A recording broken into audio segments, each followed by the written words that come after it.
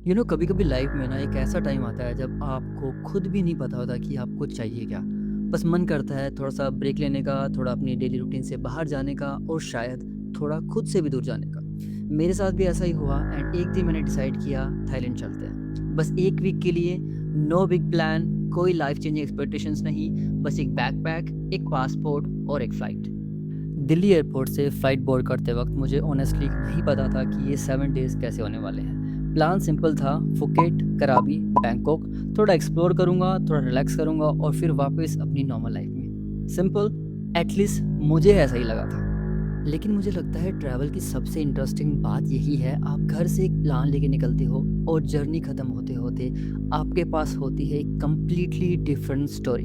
Thailand में land करते ही सब कुछ फेमिलियर भी लग रहा था और कम्प्लीटली अनफेमिलियर भी। Language different, people different, roads different, currency different, और एक सेकंड के लिए आपको रियलाइज़ होता है कि अब आप अपने कंफर्ट जोन से बाहर हो। एंड ऑनेस्टली शायद इसीलिए मैं यहाँ आया था।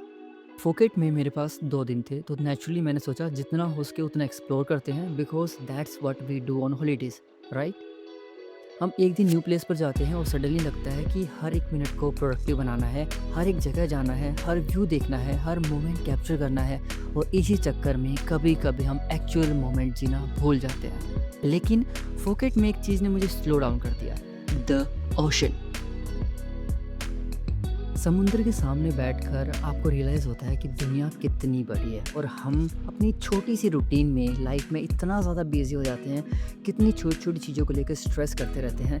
शायद इसीलिए मुझे ट्रैवल पसंद है, because sometimes you need to leave your world to realise how small your problems actually are. Phuket में डे 1 में 7 आइलैंड टूर। और अगर आपने आइलैंड्स को देखा है थाईलैंड में, तो आप समझ सकते हो कि कैमरा कभी भी रियलिटी को प्रॉपरली कैप्चर नहीं कर सकता। Blue water, beautiful islands, perfect views, और हर जगह एक मोमेंट ऐसा आ रहा था जहाँ बस कैमरा बंद करने का मन कर रहा था, because some moments are better when you don't record them, you just live them. लेकिन उस दिन एक चीज़ और समझ आई, ट्रैवल में डेस्टिनेशन इंपॉर्टेंट नहीं होता है, but journey is what stays with you. एक आइलैंड से दूसरे आइलैंड पर बोट में बैठकर जाना एक्चुअली वही जर्नी थी। और मुझे लगता है शायद इसी वजह से मुझे ट्रैवल पसंद है, because you never really know what is waiting the next corner और may be the next island. Phuket के बाद नेक्स्ट डेस्टिनेशन था कराबी, और इस बार फ्लाइट नहीं, कैब बुक हुआ। एक न्यू सिटी, एक न्यू प्लेस, और एक बार फिर ज़ीरो आइडिया कि अगले 2 दिन का एक्सपीरियंस कैसा होने वाला है। मुझे ट्रैवल का ये पार्ट सबसे ज़्यादा इंटरेस्टिंग लगता है, जब आप एक जगह से दूसरी जगह जा रहे हो, आपको नहीं पता होता कि एग्जैक्टली क्या मिलेगा, आप बस मूव कर रहे हो। और शायद लाइफ भी कुछ ऐसी ही है, हम सब डेस्टिनेशन डिसाइड कर लेते हैं, career, money, fitness, relationship, everything, but we don't really know कि जर्नी में होने क्या वाला है। और ऑनेस्टली शायद वही तो असली एडवेंचर है। कराबी का वाइब फुकेट से कम्प्लीटली डिफरेंट था। यहाँ सब कुछ थोड़ा स्लो था, थोड़ा रो था, थोड़ा पीसफुल। और फिर एक और आइलैंड टूर, मोर बोट्स, मोर वाटर, मोर आइलैंड्स, मोर मेमोरीज। अगर मैं ऑनेस्टली बोलूँ तो ट्रिप के इस पॉइंट तक मुझे लग रहा था कि थाईलैंड एग्जैक्टली वही है जो मैंने इमेजिन किया था। Beautiful beaches, island hopping, perfect holiday. लेकिन ट्रिप का बेस्ट पार्ट अभी आना बाकी था।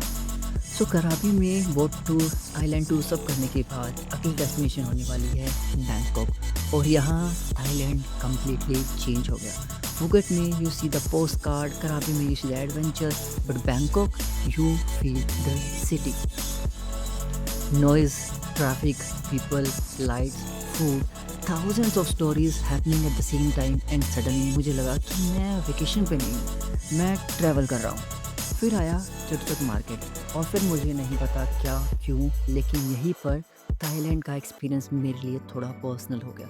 मे बी बिकॉज यहाँ कोई परफेक्ट बीच नहीं था, यहाँ कोई पोस्टकार्ड व्यू नहीं था, कोई टूरिस्ट चेकलिस्ट नहीं थी, बस लोग हैं, hundreds of thousands of everyone going somewhere, everyone doing something. और मैं बस वॉक कर रहा था थाईलैंड के अंदर, बैंकॉक के अंदर, नाइट में अच्छे तरीके से खुद के साथ वॉक कर रहा था।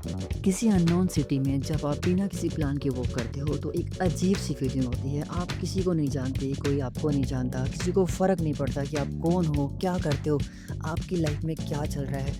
और strangely that is freeing because for a few hours you don't have to be anyone, you don't have to be successful, you don't have to be productive, and also you don't have to prove anything, you can just exist। लेकिन funny thing is travel का time कभी enough नहीं होता। आप एक week जाओ तो लगता है कि एक मंथ जाना चाहिए था, एक मंथ जाओ तो लगता है और रुकना चाहिए था। Maybe that's a problem with travel, you always leave wanting to come back. मैं थाईलैंड से बहुत सारी फ़ोटोज़ लेके आया, वीडियोज़, मेमोरीज़, स्टोरीज़, लेकिन सबसे इम्पोर्टेंट मैं एक थॉट लेके आया कि लाइफ सिर्फ रूटीन फॉलो करने के लिए नहीं है। कभी कभी आपको अपनी लाइफ से बाहर निकलना पड़ता है ताकि आप अपनी लाइफ को थोड़ा बेहतर समझ पाओ। और शायद इसीलिए हम ट्रैवल करते हैं, न्यू प्लेसेस देखने के लिए नहीं, न्यू पीपल मिलने के लिए नहीं, सिर्फ फ़ोटोज़ लेने के लिए भी नहीं। हम ट्रैवल करते हैं because somewhere along the way, between a random street, an unknown city, a long bus ride, an island, a sunset, and a flight back home, we meet a version of ourselves that we didn't know existed। Thailand मेरे लिए सिर्फ एक country नहीं था, it was a 7 days of freedom, 7 days of being somewhere else, 7 days of not knowing what comes next। और अगर आप मुझसे पूछो कि थाईलैंड ट्रिप का बेस्ट मोमेंट क्या था, मैं शायद किसी बीच का नाम नहीं लूँगा, किसी आइलैंड का नाम नहीं लूँगा, मैं बस कहूँगा बैंकॉक की एक रैंडम स्ट्रीट, वो भी नाइट में, जहाँ मैं चल रहा था किसी डेस्टिनेशन के बिना। एंड उस मोमेंट में मुझे लगा कि शायद मैं कहीं जा नहीं रहा था, मैं बस जी रहा था।